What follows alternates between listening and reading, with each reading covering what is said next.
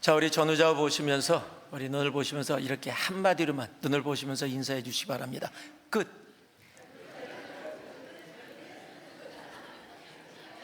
여러분, 끝이라는 단어를 들으면 어떤 마음이 들어오세요? 끝입니다. 마지막입니다. 아마 사람마다 자기가 처한 상황에 따라 조금 다르게 느낌을 받을 수 있을 겁니다.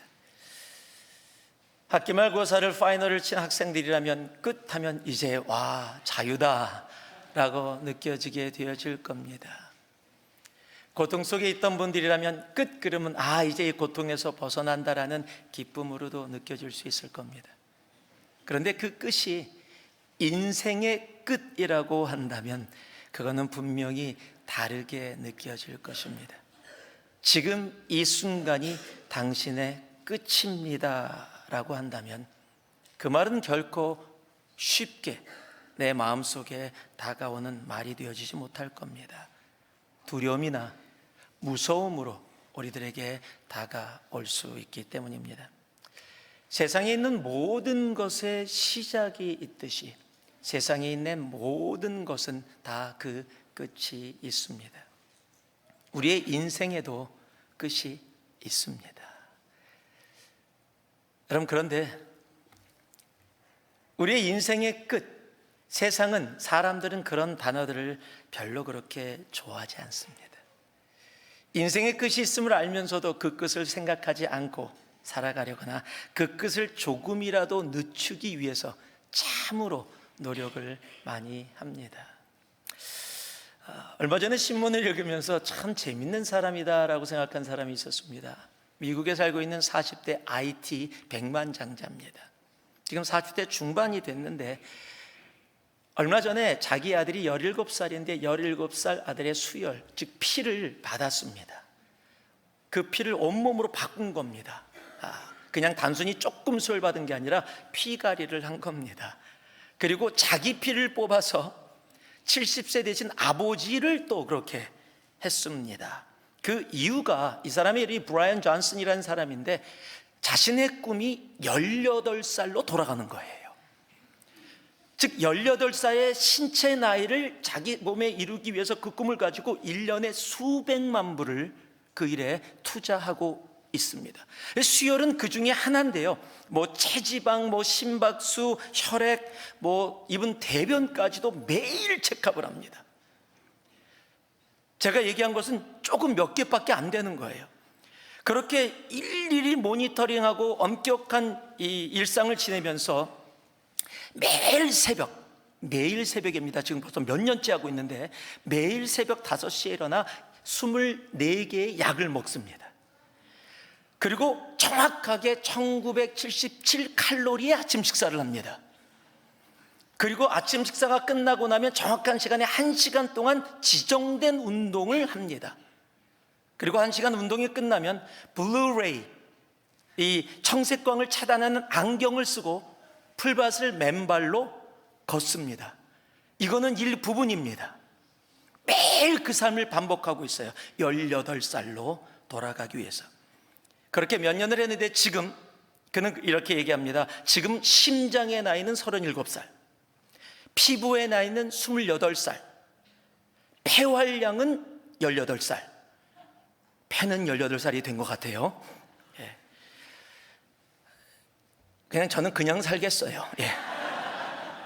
그냥 편하게, 그냥 좀 피곤하면 자고, 뭐 이렇게 복잡하게 살아가는지. 여러분, 이렇게 하면 돈의 힘으로 조금은 잠시 그 뜻을 늦출 수 있을지 모릅니다. 그러나 그의 끝도 분명히 옵니다. 여러분, 히브리서 9장 27절은 우리에게 분명히 말씀하고 계십니다. 한 번 죽는 것은 사람에게 정하신 것이요. 여러분, 젊음도 건강도 시간도 이 모든 것이 더 이상 존재하지 않는 끝이 우리에게 분명히 옵니다. 내가 가지고 있다고 생각하는 것, 그리고 내가 소유했다고, 내가 알고 있다고 생각했던 모든 것들, 언젠가는 내 손에서 떠나게 되어지는 그 마지막 순간이 분명히 올 것입니다. 자, 우리 전우자 보면서 다시 한번 이야기할까요? 당신 인생에도 끝이 옵니다. 자, 당신 인생에도 끝이 옵니다. 예. 목사님 주일날 아침에 그렇게 무겁게 지금 위로하고 소망의 말씀을 전해야 되는데 너무 무거운 거 아닙니까? 예. 여러분 무겁게 느껴지십니까? 당신의 인생에 끝이 옵니다 있습니다가 여러분 무겁게 느껴지십니까? 그렇다면 왜 인생의 끝이 무겁고 두렵고 무서워야 할까요? 아니, 거꾸로 우리의 인생의 끝이 무겁고 두려움이 아니라 소망이고 기쁨이고 행복을 생각할 수 있는 그 끝이 우리들에게 있을 수 있을까요? 있습니다. 오늘 말씀이 바로 그 끝을 우리들에게 말씀해 주시는 거예요. 두려움의 끝이 아니라 그 끝을 생각하면 무거워지고 답답해짐이 아니라 그 끝을 생각하게 되어질 때 행복해지고 소망으로 가득 차고 기쁨으로 나아갈 수 있는 그 끝이 우리들에게 있음을 이야기해 주는 겁니다. 오늘 함께 봉독한 요한복음 5장 29절이 그것을 얘기해요. 선한 일을 행한 자는 무엇으로요? 생명의 부활로. 한번 따라해 주실래요? 선한 일을 행한 자는 생명의 부활로. 여러분, 우리가 세상이 끝이라고 이야기하는 죽음이 끝이 아니라 오히려 그 끝이 생명의 부활로 새롭게 시작되어지는 놀라운 행복의 기쁨의 그 끝을 우리들에게 말씀하고 계시다라는 사실입니다. 여러분, 성경은 분명히 이야기합니다. 사람의 끝은 부활이다라고 이야기합니다. 여러분, 그런데 그 부활이 다 같은 부활이 아님도 이야기하고 있다는 사실이에요. 생명이냐 심판이냐가 그 끝이 다르다라는 사실입니다. 여러분, 이곳에 있는 우리들은, 또 오늘 예배를 드리고 있는 우리 모두는 정말 우리의 끝이 생명의 부활이 되어지기를 주님의 이름으로 축복합니다.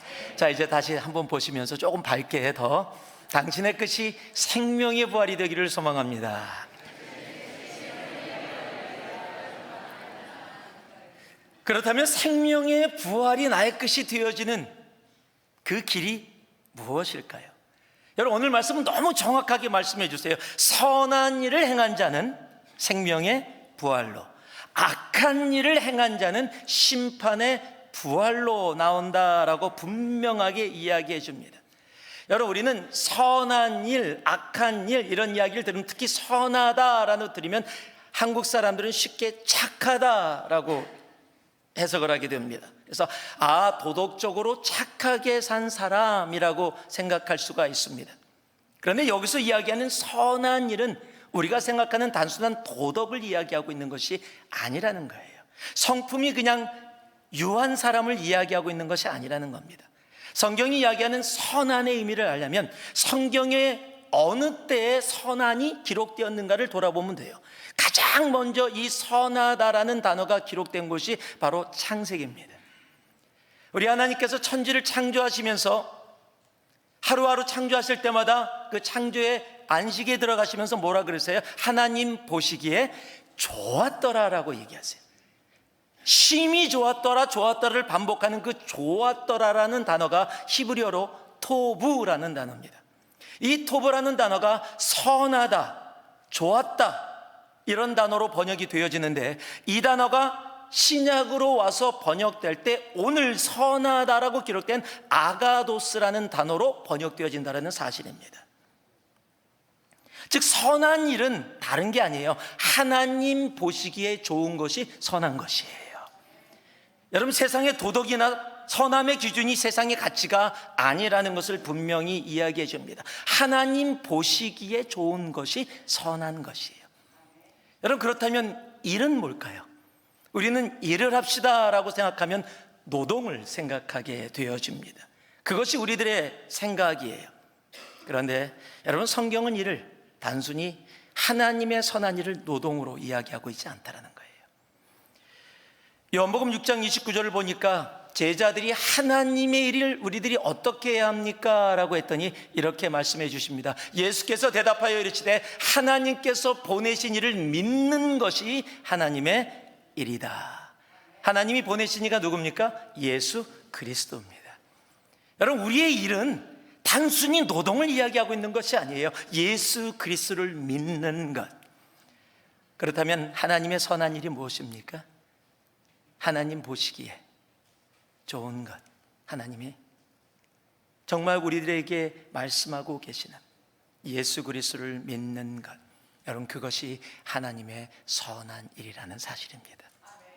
여러분, 오늘 말씀이 우리를 그것을 조금 더 깊은 곳으로 인도해주고 예수 그리스도를 믿는 것이 무엇인지를 우리에게 말씀해 주는 겁니다. 오늘 이 말씀을 통해 여러분, 하나님의 선한 일에 동참하여 그 일 가운데 정말 우리의 끝이 생명의 부활로 나아가는 놀라운 은혜가 있는 우리 모두가 되어지기를 주님의 이름으로 축복하고 축복합니다. 먼저 19절에서 21절을 다시 한번 읽을까요? 저희들이 19절에서 21절 말씀 다시 한번 봉독하겠습니다. 함께 합니다. 그러므로 예수께서 그들에게 이르시되 내가 진실로 진실로 너희에게 이르노니 아들이 아버지께서 하시는 일을 보지 않고는 아무것도 스스로 할 수 없나니 아버지께서 행하시는 그것을 아들도 그와 같이 행하느니라. 아버지께서 아들을 사랑하사 자기가 행하시는 것을 다 아들에게 보이시고 또 그보다 더 큰 일을 보이사 너희로 놀랍게 여기게 하시리라. 아버지께서 죽은 자들을 일으켜 살리심같이 아들도 자기가 원하는 자들을 살리느니라. 여러분, 이 말씀에서 이야기하는 것은 단 하나입니다. 자, 한번 따라해 주시기 바랍니다. 예수님이 하나님이시다. 여러분, 예수님이 하나님이시다라는 것을 믿는 것이 바로 오늘 주님께서 말씀하시는 선한 일이라는 사실이에요. 오늘 말씀에 하나님이 하시는 것을 예수님도 하신다. 하나님이 죽은 자를 살리시듯이 예수님도 죽은 자를 살리시는 분이시다라고 말씀하고 있다라는 거예요. 즉, 간단히 다시 얘기하면 예수님이 하나님이시다라는 것을 이야기하는 거예요. 여러분, 이것은 너무 우리들에게 당연한 건데 뭘 그렇게 진지하게 얘기하십니까? 너무도 당연한 얘기를, 예수님이 하나님이심을 믿기 때문에 우리들이 이곳에서 이렇게 예배드리고 있는데 뭐 그것이 그렇게, 여러분 아세요? 예수님이 하나님이시다라는 것이 내 마음속에 받아들여져 그것에 대한 조그만 거부 반응도 없는 그 자체가 우리에게 은혜라는 사실이에요. 그건 정말로 놀라운 은혜입니다. 예수님이 하나님 되시면요. 여러분, 2000년 전에도 그리고 심지어는 지금까지도 수많은 사람들이 수많은 지역에서 예수님이 하나님 되심으로 인해 그것을 거부함으로 살아가고 있는 수많은 사람들이 아직도 존재하고 있다는 사실입니다. 여러분, 교회가 시작되면서 가장 힘들었던 어려움이 하나 있는데 바로 예수님이 하나님이시냐 아니냐의 문제였다는 사실이에요. 교회가 핍박 가운데 있을 때는 아무 문제가 없었습니다. 핍박에서 풀리고 4세기 때 기독교가 공인되어집니다.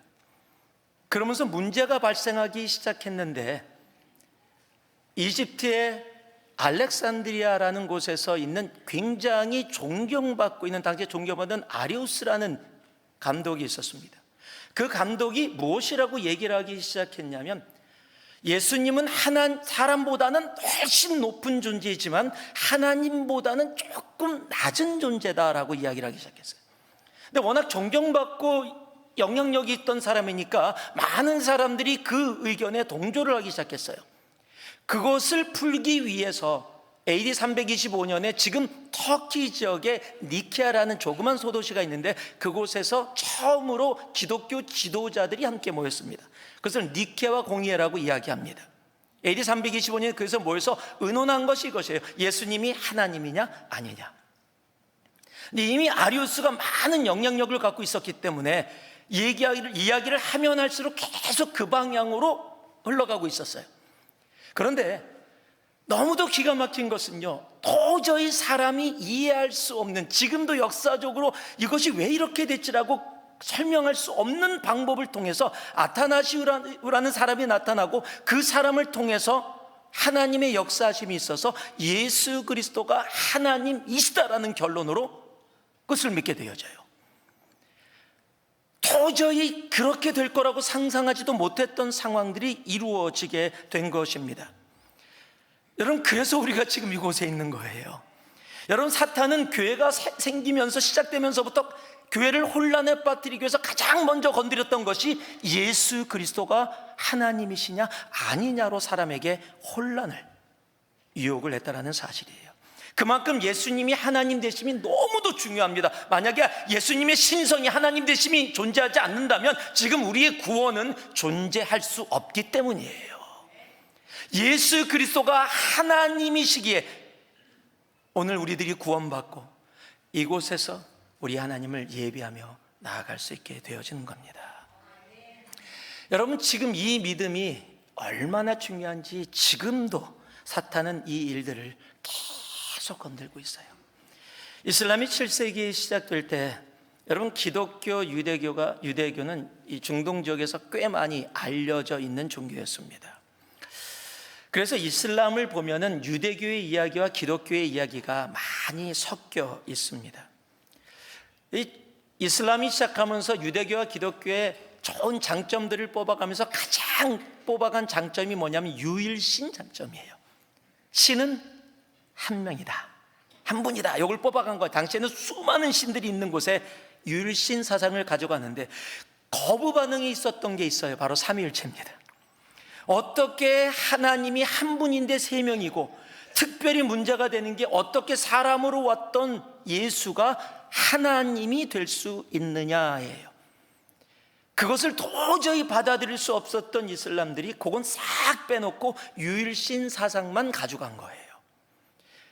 그래서 지금도 이슬람권에서 알라를 믿는다고 하는 사람들은 꼭 고백해야 되는 고백이 있습니다. 알라 외에는 신은 없다를 꼭 고백해야 되어지는 것입니다. 여러분, 지금을 살아가는 이 시대도 마찬가지입니다. 아직도 수많은 사람들이 예수 그리스도가 하나님이심을 믿지 않습니다.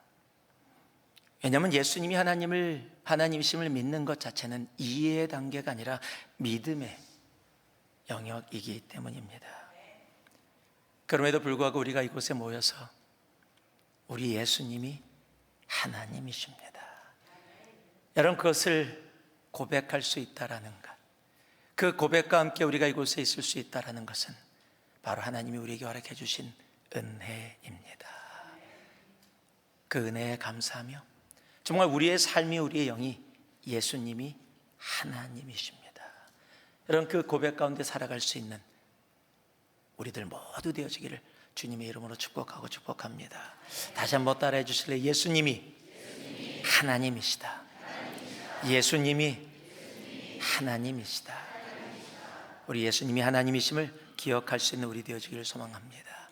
성경도 그것을 분명하게 선포합니다. 이사야서 9장 6절을 보니까 이는 한 아기가 우리에게 낳고 한 아들을 우리에게 주신 바 되었는데 그의 어깨는 정사가 메었고 그의 이름은 기묘자라 모사라 전능하신 하나님이시라 영존하시는 아버지라 평강의 왕이라 할 것이며.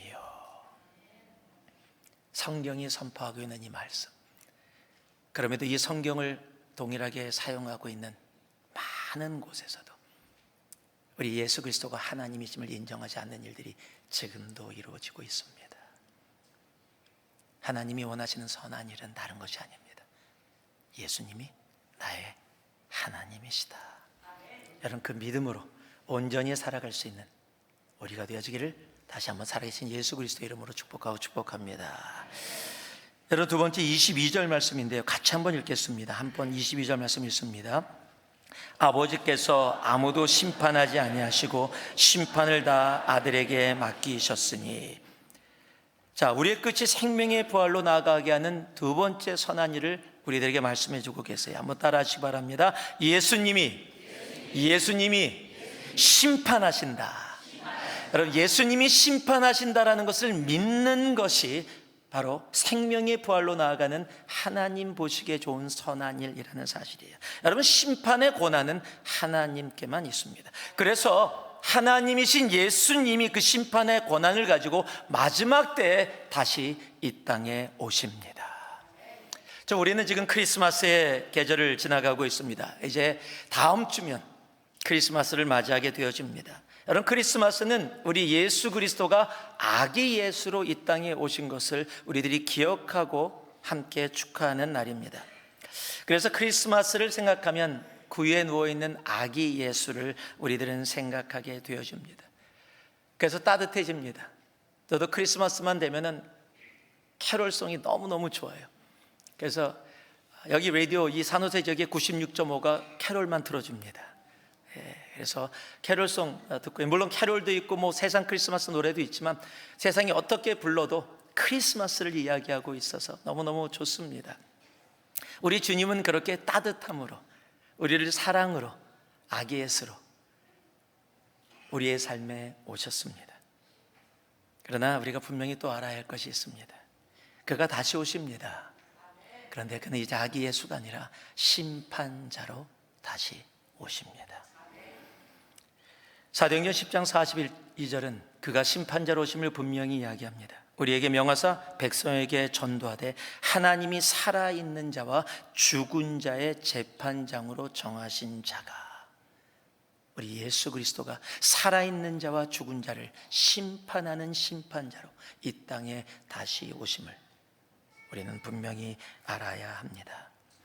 여러분, 주님이 심판자로 오심에도 주님이 우리를 심판하러 이 땅에 다시 재림하신 데가 여러분 우리 삶 속에 기쁨으로 다가오기를 소망해요.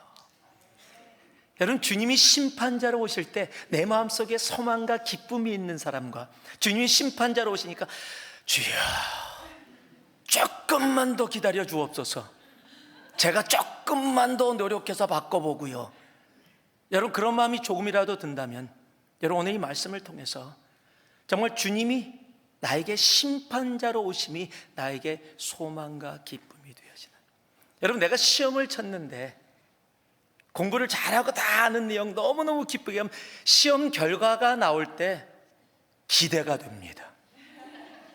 근데 시험을 엉망으로 치고 나면 시험 결과를 발표 안 했으면 좋겠어요. 여러분 그게 우리들의 삶인 거예요. 여러분, 주님이 심판자로 오신다는 것을 믿고 살아가는 삶은 여러분 그가 오심을 기다리게 돼 있다는 거예요. 왜요? 놀라운 소식을 우리들에게 알려주시고 나를 생명의 부활로 이끌어 가실 것이기 때문이에요. 주님이 심판자로 오실 때 극명하게 갈라지는 두 종류의 사람들을 우리들에게 분명하게 알게 하는 성경의 말씀이 있습니다. 마태복음 25장입니다. 제자들이 예수님께 심판의 때에 대해서 질문을 합니다. 어떤 일들이 벌어지고 어떤 상황이 이루어집니까? 라고 했을 때 주님께서 대답하신 것이 25장입니다. 그 마태복음 25장은 세 가지의 비유가 나옵니다. 첫 번째가 여러분이 너무도 잘 아는, 우리가 너무도 잘 아는 열처녀의 비유입니다. 이스라엘의 결혼 문화는요, 신랑이 밤에 갑자기 옵니다. 그래서 결혼식을 하게 돼요. 그래서 그 모습을 가지고 25장은 신랑이 신부집에 오는 것을 재림에, 예수님이 다시 오심에 비유하고 있습니다. 그런데 어떻게 오십니까? 갑자기 도적같이 임한다라고 이야기를 합니다. 여러분, 주님의 재림은 언제 어떻게 이루어질지 알지 못합니다. 그런데 그곳에는 열처녀 두 그룹이 있었습니다.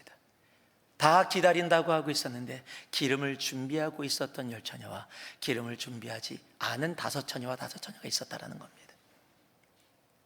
여러분, 기름을 준비한, 정말 깨어서 기도하고 준비한 사람들이 그 잔치에 참여하게 되었다는 사실을 우리는 기억할 수 있어야 합니다. 여러분, 두 번째 비유는 달란트의 비유예요. 주인이 멀리 떠나면서 1달란트, 2달란트, 5달란트를 줬는데 2달란트, 5달란트를 받은 사람은 그곳에 정말 열심히 최선을 다해서 일해서 이익을 남기게 됩니다. 그러니까 주인이 돌아와서 뭐라고 얘기해요? 착하고 신실하고 충성된 종이라고 이야기를 해줍니다. 그런데 1달란트를 받은 사람이 아무것도 안 하고 그냥 땅에 묻어놨어요. 그랬더니 주님께서 오셔서 얘기합니다. 이 악하고 게으른 종아라고 이야기합니다. 여러분, 주님이 오심을 기다리는 자는 하나님이 자기의 주신 매일의 삶과 은사들과 주신 모든 것들을 그냥 땅에 묻어두지 않습니다. 주님이 오실 때 그것으로 주님을 맞이하기 위해 내 삶을 신실하게 살아갑니다. 그것이 달란트의 비유예요. 그리고 한 가지 더 비유가 있는데 그것이 양과 염소를 두 그룹으로 나눈다라는 거예요. 그런데 누구는 양이고 누구는 염소냐라고 했더니 작은 자가 배고프고 지치고 병들고 헐벗었을 때 그들에게 어떻게 삶으로 만났느냐 했던 그 차이를 가지고 양과 염소로 나눈다라고 이야기해요. 무엇을 이야기하고 있습니까? 말이 아니라는 거예요. 삶으로 주님의 오심을 살아가는 자. 그래서 주님의 오심을 기쁨으로 기다리는 사람은요, 항상 깨어서 준비합니다. 주님의 오심을 언제 오시든지 맞이할 준비를 한다는 거예요. 그리고 매일을 신실하게 살아갑니다. 그리고 말이 아니라 삶으로 내 신앙을 이 땅 가운데 살아간다는 사실입니다. 여러분, 주님의 오심을 기쁨으로 맞이할 수 있는 우리 모두가 되어지기를 소망합니다. 주님은 다시 오십니다. 주님은 다시 오십니다. 주님은 심판자로 오십니다. 그를 기쁨으로 기다릴 수 있는 우리 모두가 되어지기를 소망합니다. 그런 분들이 하는 고백이 있습니다. 계시록 22장 20절입니다. 제가 여기까지 한번 읽어볼게요. 맨 마지막 부분은 여러분이 여러분의 고백으로 선포해 주시기 바랍니다. 이것들을 증언하신 이가 이르시되 내가 진실로 속히 오리라 하시거늘. 이 정도 목소리는 별로 오고 싶은 생각이 안 들 것 같습니다. 사랑해, 이렇게 얘기하는 것 같지들. 어저께 둘째 딸이 학교 공부 마치고 왔어요. 저녁 늦게 들어왔습니다. 놀 거 다 놀고 12시 넘어서 들어왔어요. 왔는데 제가 왔어? 이러지 않았어요. 왔어? 일로 와, 빨리. 사랑해. 여러분, 기다렸으니까요. 별로 멀지도 않아요. 1시간밖에 안 됐는데. 여러분, 그런데요, 여러분, 주님을 진심으로 기다리는 우리들의 마음이에요. 여러분, 이런 말씀은요, 매번 말씀드리지만 아멘 주 예수여 오시옵소서. 여러분, 제가 예수라면 안 와. 아멘 주 예수여 오시옵소서. 여러분, 내 마음이 간절함이 담겨있는, 정말 내가 표현할 수 있는 진정한, 여러분, 연기가 아니라 내 영혼에서 내 마음에서 고백되어지는 주님을 향한 마음. 그냥 단순히 제가 읽으려서 읽는 말씀이 아니라 지금 여러분이 심판자로 오시는 그 주님을 기쁨으로 소망으로 기다리는 마음이 있다면, 여러분, 다시 한번 여러분 주님 앞에, 주의 사람들이 아니고 저도 아니고 예수 그리스도께 고백하는 고백이 되기를 소망합니다. 제가 다시 한번 하겠습니다. 이것들을 증언하신 이가 이르시되 내가 진실로 속히 오리라 하시거늘.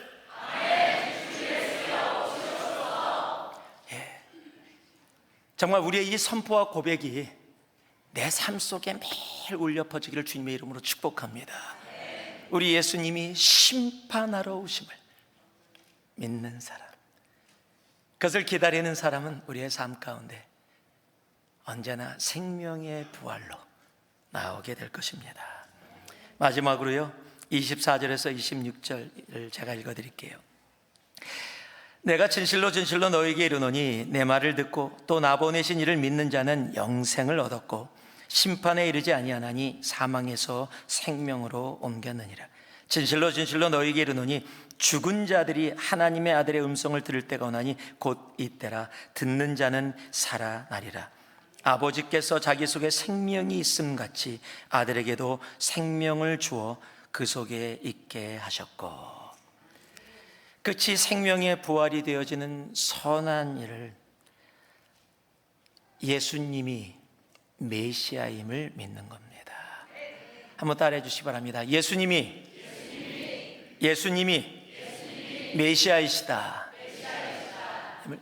여러분, 예수님이 메시아이시다라는 것을 믿는 것, 여러분, 그것이 바로 주님이 보시는 선한 일입니다. 여러분, 예수님만이 우리의 구원자 되십니다. 세상에 많은 종교가 있고 그 종교들은 그 나름대로 구원에 대한 이야기들을 합니다. 그러나 우리는 알고 있습니다. 예수 그리스도 이름 외에는 다른 이름이 없음을.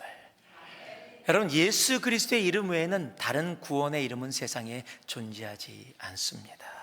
사도행전 4장 12절은 분명히 말씀해 주시죠. 다른 이로서는 구원을 받을 수 없나니 천하 사람 중에 구원을 받을 만한 다른 이름을 우리에게 주신 일이 없음이라 하였더라. 여러분, 구원은 내가 착하다고, 내가 성경 지식 많이 가졌다고, 내가 많은 선행을 했다고 이루어지는 것이 아니라는 겁니다. 우리 구원은 예수 그리스도의 이름에만 있습니다. 여러분, 오늘 예배를 드리고 있는 우리 모두가 혹이라도 한 명이라도 예수 그리스도의 이름으로 구원의 자리에 나아가지 못한 분이 계시다면 오늘 예수 그리스도의 이름으로 구원의 자리에 나아갈 수 있는 놀라운 은혜가 있기를 주님의 이름으로 축복합니다. 요한복음 1장 12절은 분명히 말씀하고 있습니다. 영접하는 자 곧 그 이름을 믿는 자들에게는 하나님의 자녀가 되는 권세를 주셨으니. 예수님이 우리의 구세주입니다. 그가 그리스도입니다. 그가 메시아입니다. 여러분, 그 고백이, 예수님이 나의 구원자 되시는 그 고백이 우리의 삶 가운데 온전히 이루어지기를 소망합니다. 말씀을 마무리하겠습니다. 여러분, 사람도 세상도 언젠가는 끝을 맞이하게 됩니다. 그리고 모든 사람이 다 부활합니다. 그런데 그 부활의 모양이 완전히 다르다는 거예요. 어떤 이는 생명의 부활로, 어떤 이는 심판의 부활로 나온다라는 사실입니다. 오늘 이곳에 있는 우리 모두는 생명의 부활로 나오는 그 인생의 끝을 맞이하는, 아니 인생이 새로운 시작을 맞이하는 우리 모두가 되어지기를 진심으로 소망합니다. 여러분, 그러기 위해서 그 끝을 기다리며 소망하는 우리들에게 하나님은 선한 일 가운데 참여하라 말씀하고 계십니다. 선한 일은 하나님이 보시기에 좋은 예수 그리스도를 믿는 일입니다. 우리 예수님이 하나님 되심을, 그가 심판자로 이 땅에 오심을, 그리고 그의 이름에만 구원이 있음을, 우리의 믿음이 우리의 삶 가운데 나타나져서 정말 이 믿음으로 이 한 주를 살아가며, 여러분, 이 한 주에도 우리의 끝을 생각할 때마다 내 얼굴에 미소가, 주님을 향해 마라나타를 내 영혼으로 외치며 주님 어서 오시옵소서, 주님을 기다립니다. 그 고백이 우리 모두에게 정말 차고 넘치기를 다시 한번 살아계신 예수 그리스도의 이름으로 축복하고 또 축복합니다. 기도하겠습니다. 사랑의 아버지 하나님, 주님이 다시 오심을 이 크리스마스의 계절에 아버지 하나님 간절히 소망합니다. 우리 인생의 끝이 세상이 이야기하는 그 끝이 아닌 그 끝이라는 말이 우리에겐 새로운 시작으로 생명의 부활로 임함을 주님 진심으로 감사합니다. 오늘 예배드리고 있는 우리 모두가 그 생명의 부활 가운데 나아갈 수 있는 선한 일 가운데 이 한 주도 아버지 하나님 참여하고 걸어가는 우리 모두 되게 하여 주시옵소서. 예수님 이름으로 기도 올리옵나이다. 아멘.